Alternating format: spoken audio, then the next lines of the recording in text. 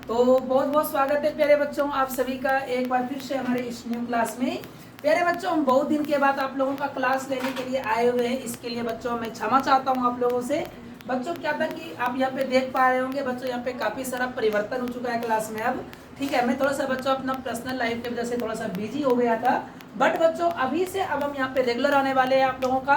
और बच्चों अभी से हमारे पास में अभी भी समय है। हम लोग बच्चों अभी भी शुरू से लेकर के अंत तक बच्चों आपका हम यहाँ पे क्लास को कंप्लीट बच्चों खत्म करेंगे। इसके पहले बच्चों आप क्या पढ़े नहीं पढ़े कोई मतलब नहीं है बच्चों, आप हमारे इस चैनल पर बने रहिएगा। हम आपको बच्चों कंप्लीट बिहार बोर्ड का सॉल्यूशन आपको यहाँ पे प्रोवाइड कराएंगे। ठीक है, सिर्फ सॉल्यूशन नहीं बच्चों, हम पढ़ाना ही नहीं, सिर्फ पढ़ाएंगे ही नहीं, आपको हम समझाएंगे भी साथ में। ठीक है, तो बच्चों हम जो आज का क्लास को जो सेशन को स्टार्ट करने वाले हैं बच्चों, फिजिक्स से स्टार्ट करेंगे, जो आपके आपके साइंस का एक पार्ट है फिजिक्स। और बच्चों इस बुक में फिजिक्स में जो सबसे जो पहला बच्चों हमारे सामने जो चैप्टर बन के आएगा, उस चैप्टर का नाम है बच्चों प्रकाश का परावर्तन और अपवर्तन।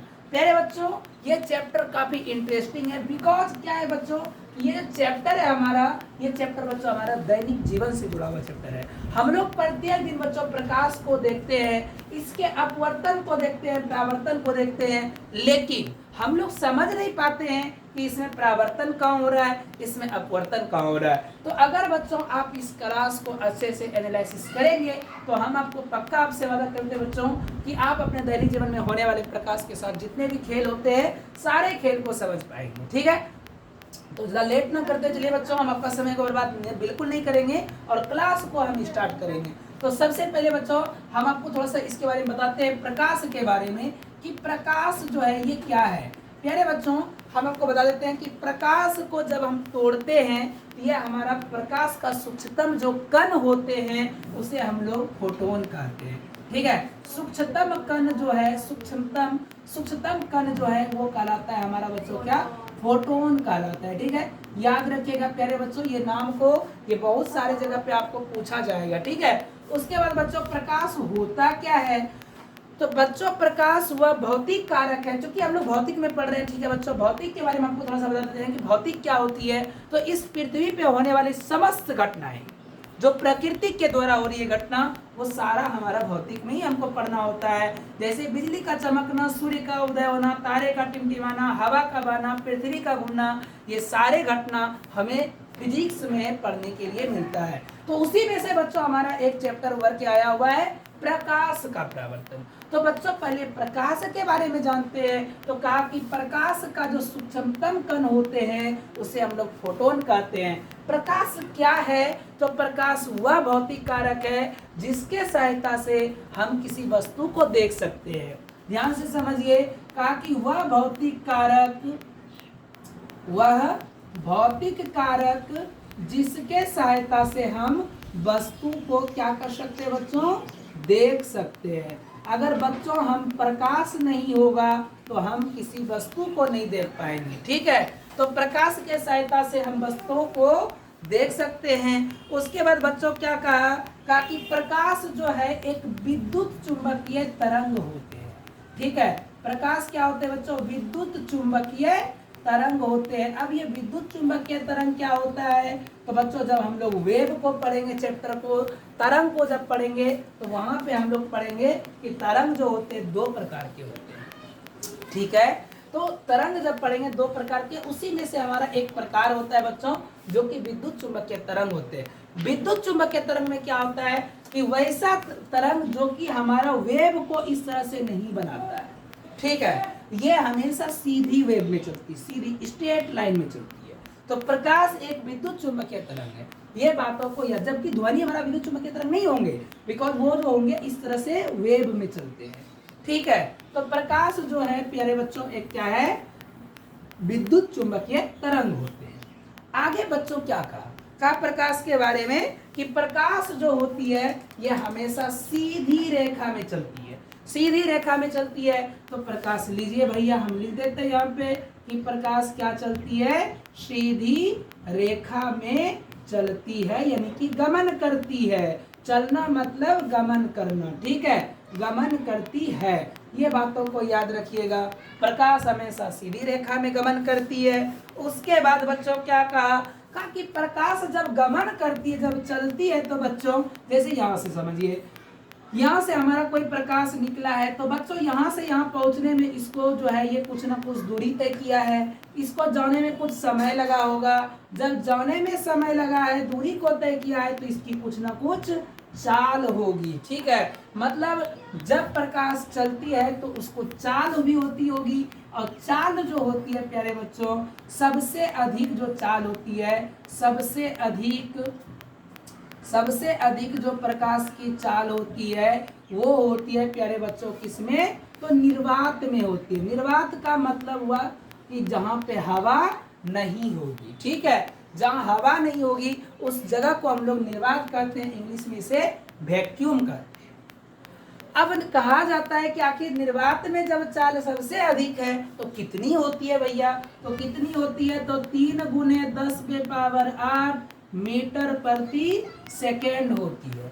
प्रकाश की चाल सबसे अधिक निर्वात में होती है, और कितनी होती है, तो 3 × 10⁸ मीटर प्रति सेकेंड। जब आप इसको तोड़ेंगे प्यारे बच्चों तो ये 3 लाख मीटर पर सेकेंड होगा। अब बताइए कि प्रकाश की चाल कितनी होगी। 3 लाख मीटर जो होती है वो 1 सेकेंड में चली जाती है।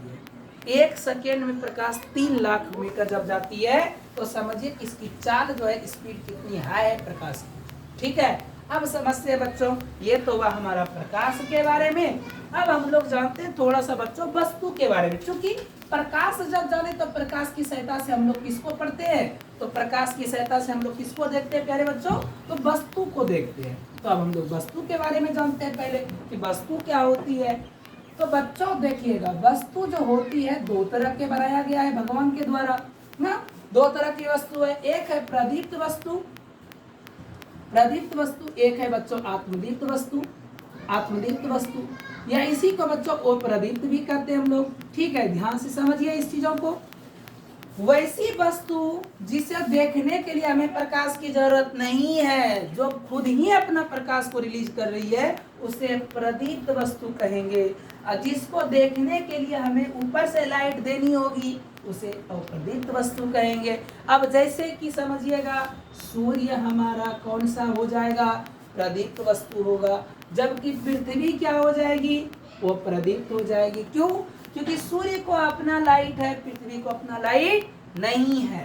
तो जब सूर्य को अपना लाइट है तो ये कहलाएगा प्रदीप्त, पृथ्वी क्या कहलाएगा, अप्रदीप्त। उसके बाद देखिएगा, तो तारा जो है ये क्या है, प्रदीप्त वस्तु है, क्योंकि तारा को अपना प्रकाश है।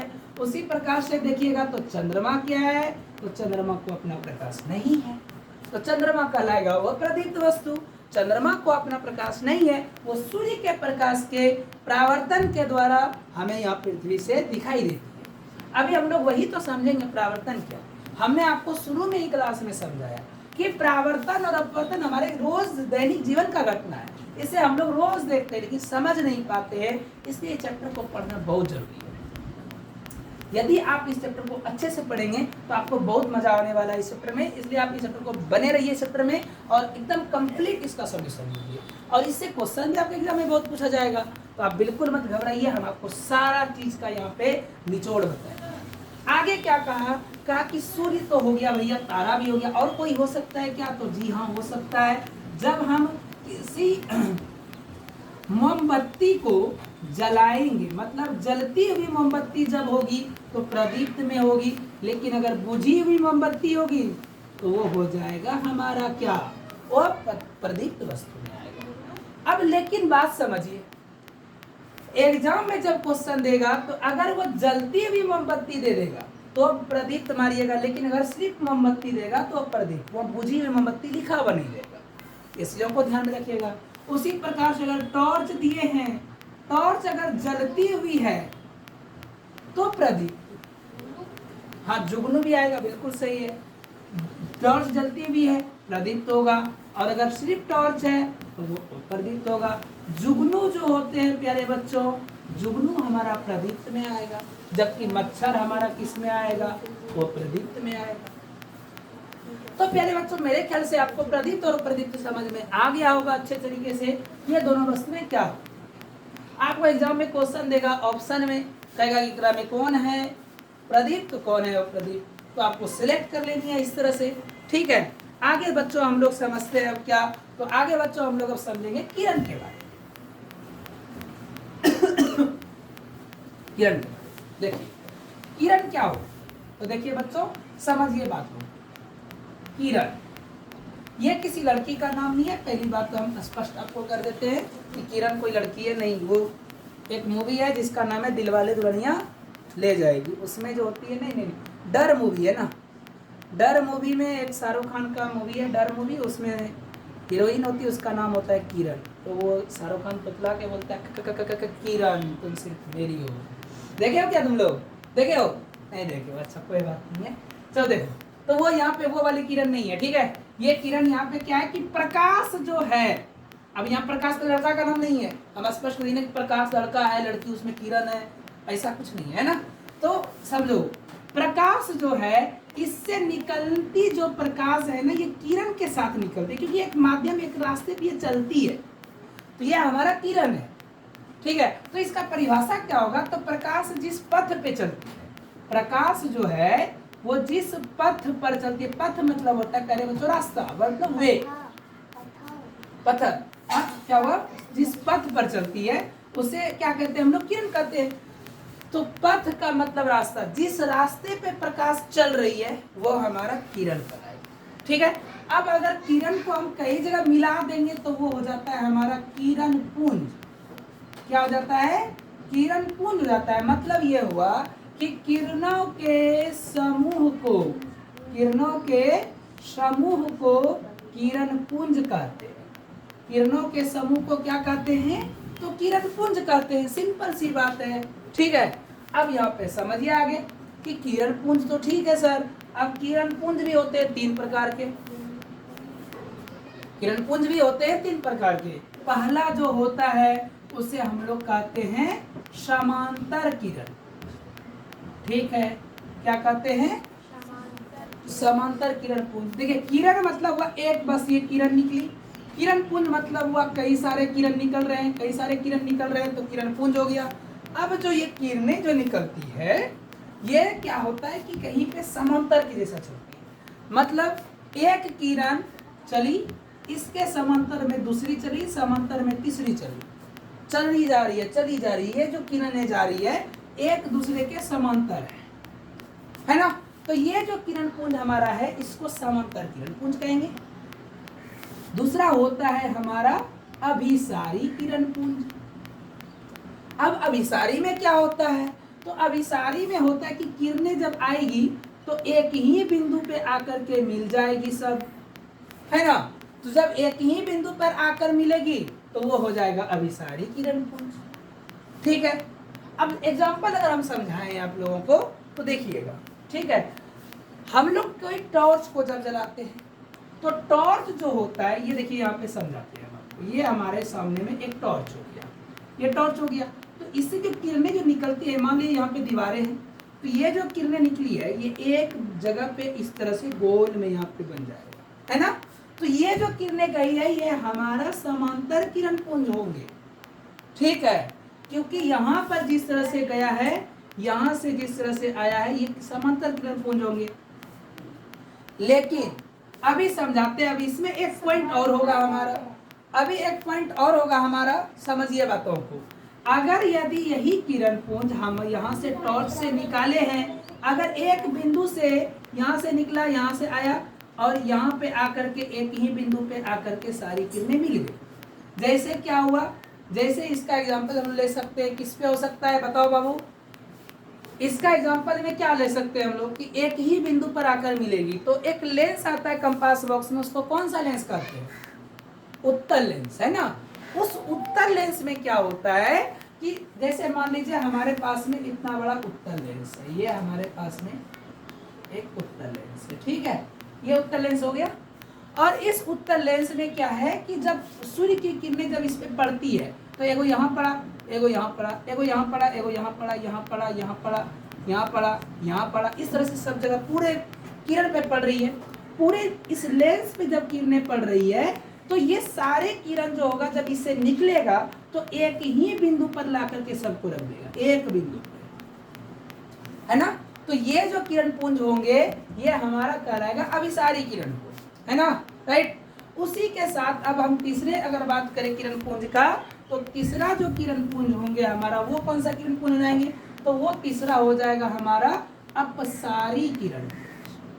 अब ये अपसारी किरण पुंज क्या होंगे, तो अपसारी किरण पुंज में एक बिंदु से फैलती हुई जाएगी, एक बिंदु से फैलती हुई जाएगी। फॉर एग्जाम्पल सूर्य को देख लीजिए, सूर्य से जब किरणें निकलती है तो एक ही बिंदु से निकली है लेकिन पूरा पृथ्वी को रोशन कर देती है ना, पूरा पृथ्वी को रोशन कर देती है। अब जैसे घर में बल्ब लगी रहती है, गोल वाला बल्ब, है ना, तो वो गोल वाला जो बल्ब है एक बल्ब इस जगह लगा हुआ है और हमारा पूरा कमरा लाइट कर रहा है, तो वो जो किरण जो पुंज निकल रही है वो हमारा अपसारी किरण। तो प्यारे बच्चों ये होता है हमारा किरण पुंज। आई थिंक आपको कंफर्म समझ में आ गया होगा अभी कि किरण पुंज क्या होती है, ठीक है। अब जो बच्चों हमारा जो अगला टॉपिक आएगा वो क्या आएगा, तो देखिए ध्यान से समझिए प्यारे बच्चों। अगला हमारा आता है पदार्थ। क्या आता है प्यारे बच्चों, पदार्थ आता है, ठीक है। लेकिन पदार्थ को पढ़ने से पहले प्रकाश के माध्यम को थोड़ा सा हम लोग जान लेते हैं। आखिर ये माध्यम क्या होती है, तो माध्यम जो होती है, जब देखिए हम जिसके सहायता से एक स्थान से दूसरे स्थान जाते हैं वही हमारा माध्यम है। मान लीजिए हम यहाँ पे कहाँ हैं अभी, भागलपुर में हैं, और भागलपुर से हमें जाना है मान लीजिए गया जिला, ठीक है। भागलपुर जिला से जाना है गया जिला, तो हम किसके द्वारा जाएंगे सर, तो ट्रेन के द्वारा जाएंगे। ट्रेन जो है वो हमारा जाने का माध्यम हुआ। उसी प्रकार से प्रकाश हम भागलपुर में छोड़े और ये चला गया गया जिला। कैसे चला गया गया जिला, तो भैया ये गया हवा के माध्यम से, हवा इसका कहलाएगा माध्यम।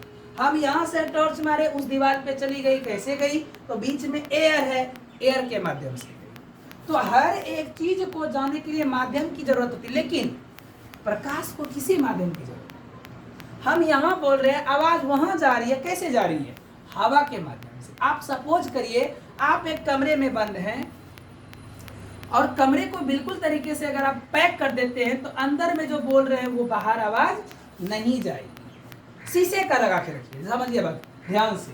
शीशे का एक घर है, ठीक, और इसको ऐसा बनाए हैं कि बाहर का एयर अंदर पे एयर नहीं प्रवेश करती। और अंदर में आप एक लाइट को जलाइए, ठीक है, एक लाइट जलाइए और बगल में वो डीजे बजा लीजिए, बॉक्स बजा लीजिए। अब आप गौर करिएगा कि जब अंदर में जो लाइट है वो बाहर में आपको दिखाई देगा लाइट, लेकिन अंदर में जब डीजे बज रहा है तो उसका साउंड आपको सुनाई नहीं दे रहा, राइट।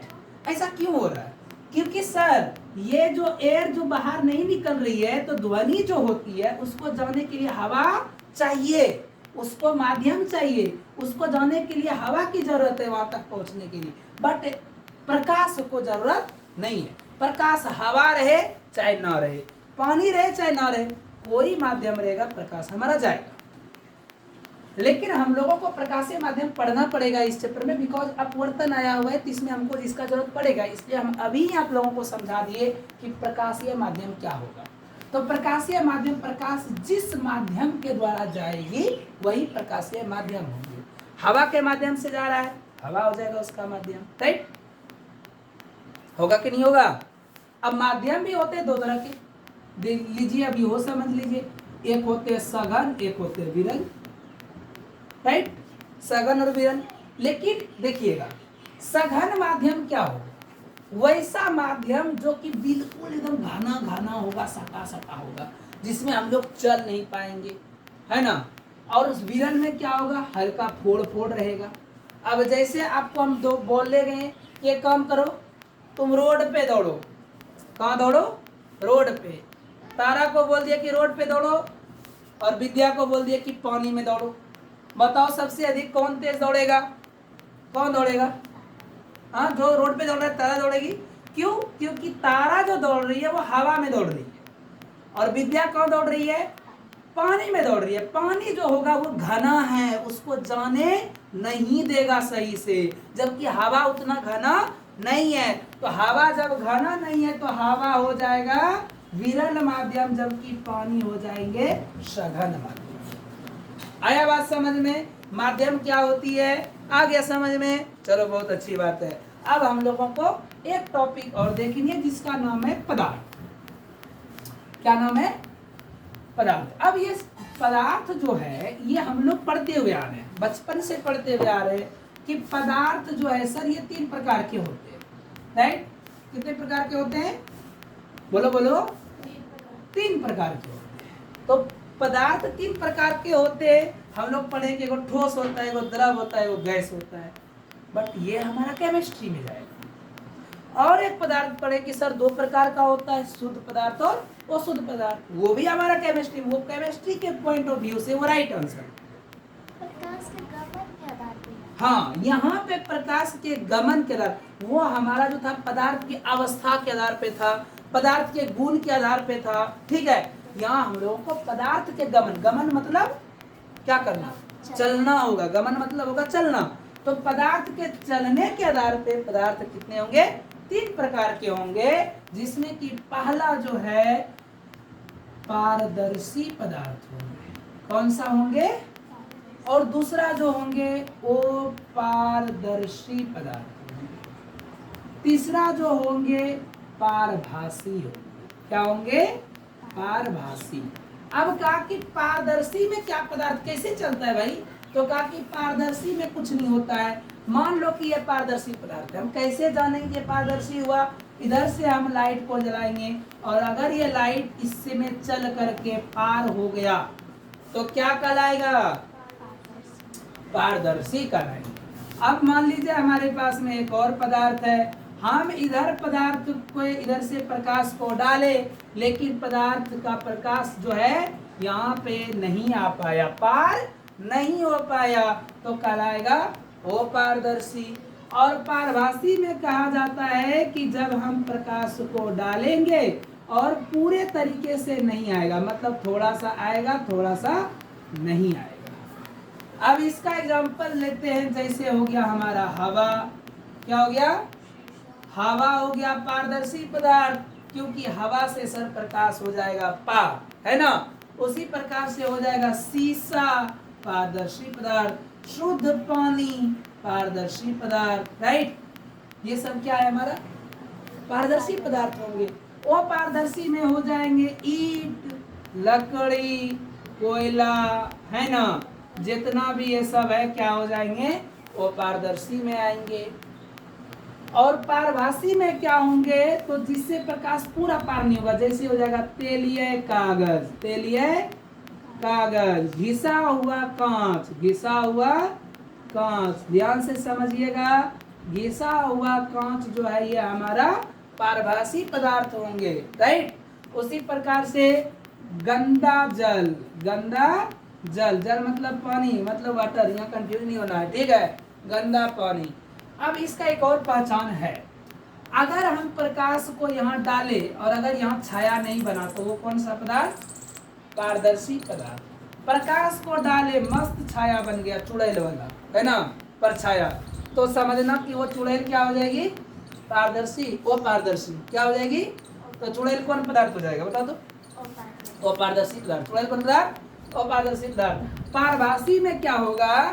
तो वैसा पदार्थ जो कि हमारा पार ही ना करे बढ़िया से, थोड़ा सा जाएगा थोड़ा सा रुक जाएगा, थोड़ा जाएगा थोड़ा सा रुक जाएगा, तो वो कौन सा पदार्थ? कौन सा पदार्थ कराएगा?